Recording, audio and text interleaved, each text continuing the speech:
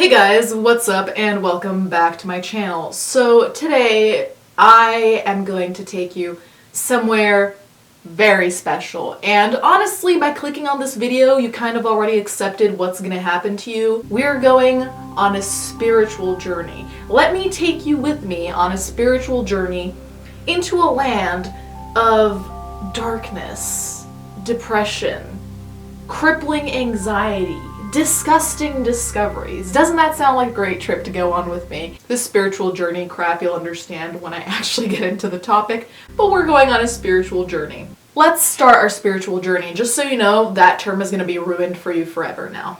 This is from a news article that will be linked below. I won't read everything because some of the details are frankly not very interesting, so we'll just stick to what's interesting and worth knowing. Okay, here we go. A Utah Valley professor is under criminal investigation after court documents indicate he admitted to students that he had looked at child pornography and then apologized to his students. So my first question was, how did this really occur? Like, how do you randomly tell a class of students like, oh, by the way, last night I was watching some CP, it was a Tuesday, so that's what I do on Tuesdays. Like, how does that come up? I want to know. Anyway, we kind of find out, but it's still, I have way too many questions. So this 42-year-old part-time adjunct economics professor at UVU was lecturing students on macroeconomics when he suddenly confessed to his class of students about his child pornography addiction. The class was also being video streamed, so it was recorded and then it was brought to the police to further investigate. So, investigators reviewing the recorded classroom lecture noted that about 90 minutes into his class, he ceases his discussion on the subject matter related to macroeconomics and begins talking to his students about taking them on a spiritual journey. It was during this portion of the video that he makes statements about his involvement with viewing child pornographic materials. So first of all, I don't know what kind of spiritual journey he was gonna try and take his students on, but first of all, that's very creepy. Why would you refer to anything relating to child pornography as a spiritual journey? Like, is it a spiritual journey to hell? Is it a spiritual journey directly to jail? Like, what kind of spiritual journey do you think you're really taking people on? Is it trauma? Because it sounds a lot like trauma. This is a part of what he said. "Tonight I'm going to beg your pardon to share my filth with you," he said at one point, according to the court document. "The very worst thing I can share with you is the fact that I've seen youth, beautiful, wonderful children of this earth, in compromising positions and sexual positions. If we are talking about a line in the sand, then we are taking it south of an area that we shouldn't be. I'm sorry, but I have seen that."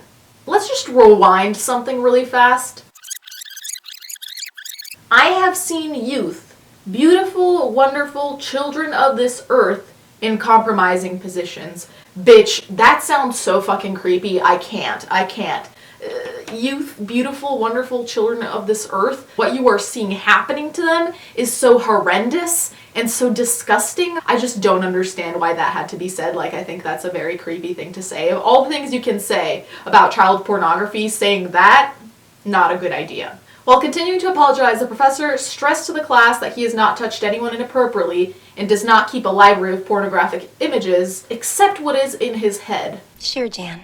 Okay, I'm deeply concerned about this entire situation, but I don't understand how this came up. Like, why 90 minutes into your class you have a stroke and start talking about this? Like, what happened? Like, what happened to make you say this and air your dirty laundry to these people that were just trying to learn about macroeconomics? At that point, I'm just wondering, why don't you go directly to the police? Because you know that's how it's going to end up. You're not just going to tell a class that is being video streamed and think that you're just going to get away with it. So I don't understand why the students had to go on this spiritual journey. And then the fact that he says that he doesn't have like a physical library, like whether it's like a file on his computer or whatever, but he has a library in his head. That's fucking creepy, dude. That doesn't make me feel better at all. The fact that you replay probably what you saw there in your own brain, that's not making anything better. I genuinely don't know what you were trying to prove with that one. Like, Oh yeah, I watched child porn, but at least I didn't save it, so I think I should be forgiven. Like, no, bitch, no, that's not how it works. You should be excommunicated from the earth. He goes on to say, and he just makes this so much worse for himself. I don't know what he did that morning to make him think that this was a good idea. If you are a human being who I saw, I am not sorry I saw you, as terrible as that sounds. I am sorry that I looked at you in that way. I'm sorry that I chose to look at you in that way. So I really tried to understand what it is he's trying to say and how it is that he thinks he sounds better by saying this. And at first I was like, okay, is he trying to say, I'm not sorry that I saw you as a person, as an individual, as a child. I'm not sorry I saw you, but I'm sorry that I saw you in that circumstance. Which I thought, okay, so maybe he's trying to address the fact that he's not sorry about seeing the child as much as he wishes that child wasn't in that position. But at the same time, I'm like, if you're wishing they weren't in that position, then why were you watching child porn? Because if you're watching child porn, you know what's gonna happen. It's not like a plot twist. It's not an M. Night Shyamalan movie where like, oh no, I thought I was gonna watch Garfield. No, bitch, like you clicked on it. You know what you were watching. So I think my prior trying to give him the benefit of the doubt interpretation falls flat. In summation, this man is also a stupid bitch. To say I'm not sorry that I saw you, no matter what his intentions are, I just think that's abominable.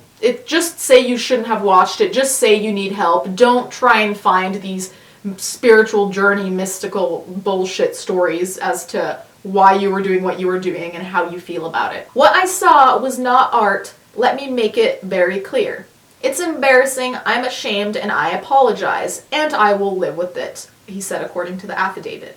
He then stated that he wanted to change the world by admitting when we are wrong and that we can all be better people and now change. See, now this is something, and I know he's not an influencer, this really made me think about influencers, because you know when influencers fuck up, as they all eventually do, and they make this platitude-ass apology where they say these very generalized platitudes like the types you'd see on magnets at Barnes & Noble that are just like, I will do better tomorrow. And mind you, I have some of those magnets, some have great quotes, but some of them are just kind of like, okay, Sharon, like, that's great. You think that saying, I will try again tomorrow is life-changing? But when you're apologizing for something, much like this man is, I think, attempting to do, saying these generalized things like, oh, if we just all admit our wrongs, the world will be such a better place and we can all move on and like become totally better. Like, yeah, okay, great, thanks Sherlock, but also to improve your wrongs, it's not as simple as saying that.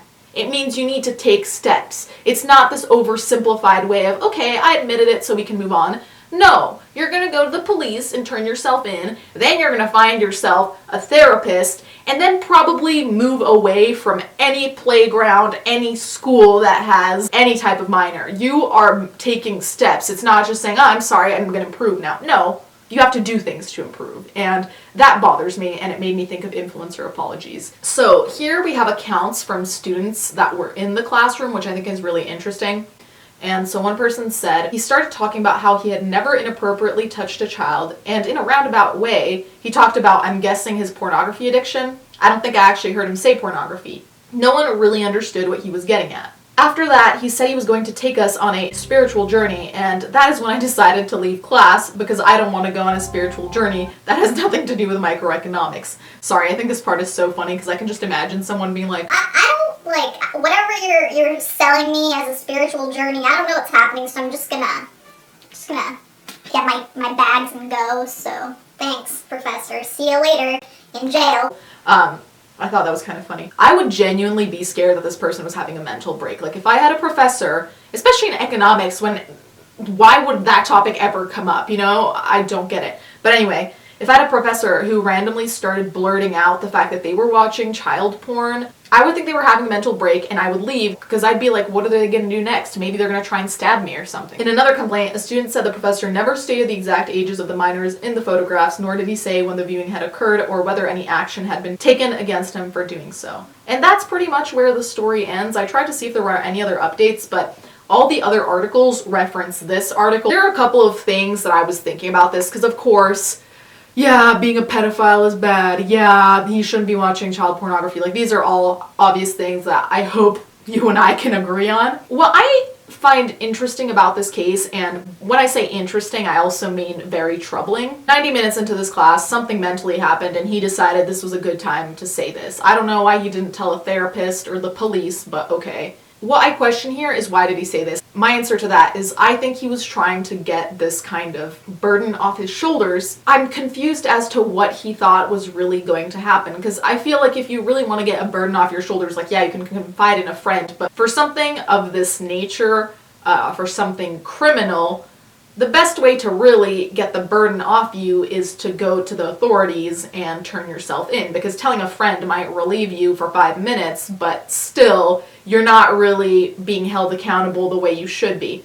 So I don't know if this was his roundabout way to get to the police, if like he wanted almost someone else to turn him in for him. But the other thing that I'm confused about is that the way in which he says, you know, like, oh, I saw these youthful, beautiful bodies in compromising positions, I'm wondering kind of what happened here, because he keeps saying this spiritual journey shit. So at first I was like, did he watch this to have some kind of realization? Like, was he watching this to try and understand the disgusting nature of child pornography? Did he watch this for some kind of God knows what research? Like, what did he watch this for? And of course, my bottom line is, yeah, he's probably a pedophile. I don't see any other reason considering what he said. But the fact that he kept saying spiritual journey made me think like he had this whole other concept of what he was watching it for, which I think is bullshit. I think he was watching it because he's a pedophile and he's attracted to young children. But at the same time, the spiritual journey thing just has me in question marks, because I'm like, what was spiritual about this? What was spiritual about you getting a boner about children? There's nothing of spiritual about that in my books, so I kind of wanted an explanation for that. That, I think, is one of the weirdest ways in which someone has been outed by themselves for child pornography to a class that is being live streamed. I did not think I would necessarily see the day for that one. It didn't say whether they found anything on his computer, even though he claimed he didn't have a library. I mean, him and his spiritual journey, who the fuck knows? So I'm gonna keep tabs and see what happens, but let me know your opinion. Let me know if you have any idea as to what this spiritual journey really meant. Is it just a bullshit lie? Do you think he needs mental help, not only for the pedophilia, but maybe like something else is going on? Because to me, it sounds like he's deluded. I don't want to diagnose anyone, but I'm just saying the use of the term spiritual journey just makes me feel like he's deeply deluded as to why he did what he did. And I think he's assigning all these meanings to what he did when maybe there are no other meanings apart from the fact that he's attracted to children. But let me know what your interpretation is down below. Thank you guys for watching, as always. Thank you to my patrons, and let's get right into the fan art.